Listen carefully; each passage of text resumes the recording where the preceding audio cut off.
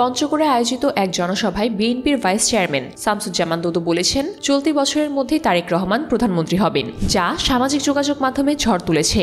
শনিবার 22 ফেব্রুয়ারি বিকেলে পঞ্চগড় পৌরসভার সামনের মাঠে জেলা বিএনপি আয়োজিত এক জনসভায় প্রধান অতিথির বক্তব্যে তিনি এসব কথা বলেন। জনসভায় শামসুজ্জামান দুদু বলেন, জিয়াউর রহমান এমনি এমনি রাষ্ট্রপতি হননি, খালেদা জিয়াও এমনি এমনি প্রধানমন্ত্রী হননি। তারেক রহমানও 17 বছরের প্রচেষ্টা, উদ্যোগ ও সংগ্রামের কারণেই প্রধানমন্ত্রী হবেন। তিনি দাবি করেন, চলতি বছরের মধ্যেই সরকারকে নির্বাচন দিতে বাধ্য করা হবে এবং বিএনপির নেতৃত্বেই দেশের গণতন্ত্র পুনরায় প্রতিষ্ঠিত হবে।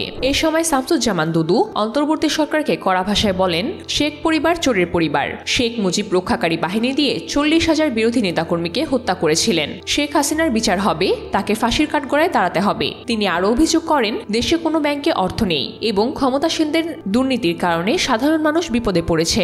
এ সময় তিনি অন্তর্বর্তী সরকারের প্রধান উপদেষ্টা ডক্টর মোহাম্মদ ইউনূসকে উদ্দেশ্য করে বলেন, আপনি ভালো মানুষ, সম্মানীয় ব্যক্তি, কোনো প্ররোচনায় বিভ্রান্ত হবেন না, বিএনপিকে রাস্তায় নামতে বাধ্য করবেন না। বিএনপি যখন আন্দোলনে নামে তখন ইতিহাস সৃষ্টি হয়। বিএনপির চলমান আন্দোলন প্রসঙ্গে তিনি বলেন, শুধু কয়েকটি জনসভাই হয়েছে, এখনো বিএনপির খেলা শুরু হয়নি। জনগণের সমর্থন নিয়ে বিএনপি সরকারকে বিদায় করবেই। জনসভায় আরও বক্তব্য দেন বিএনপির পল্লী উন্নয়ন বিষয়ক সম্পাদক ফরহাদ হোসেন আজাদ, আন্তর্জাতিক বিষয়ক সম্পাদক ব্যারিস্টার নওশাদ জমির, রংপুর বিভাগীয় সহ সাংগঠনিক সম্পাদক আনিমুল ইসলাম, জেলা বিএনপির আহ্বায়ক জহিরুল ইসলাম কাচ্চু ও সিনিয়র যুগ্ম আহ্বায়ক তহিদুল ইসলাম। এ সময় বক্তারা অন্তর্বর্তী সরকারের পদত্যাগ ও নির্দলীয় সরকারের অধীনে নির্বাচন অনুষ্ঠানের দাবি জানান। বিএনপির নেতারা বলেন, দেশের অর্থনৈতিক সংকট, আইনশৃঙ্খলার অবনতি ও গণতন্ত্রহীনতার জন্য বর্তমান সরকারই দায়ী। তারা ঐক্যবদ্ধভাবে আন্দোলনের মাধ্যমে সরকারকে বিদায় করতে অঙ্গীকার করেন। তাছাড়া সভাপতির বক্তব্যে জেলা বিএনপির আহ্বায়ক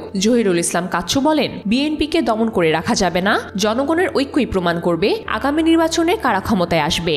শামসুজ্জামান দুদুর এই বক্তব্য জনগণের মনে ব্যাপক সমালোচনা জন্ম দিয়েছে। তবে রাজনৈতিক বিশেষজ্ঞরা মনে করছেন, শামসুজ্জামান দুদুর বক্তব্য কেবল রাজনৈতিকভাবে আবেগ উদ্বেগের কৌশল, যার বাস্তবতার সঙ্গে কোনো সম্পর্ক নেই।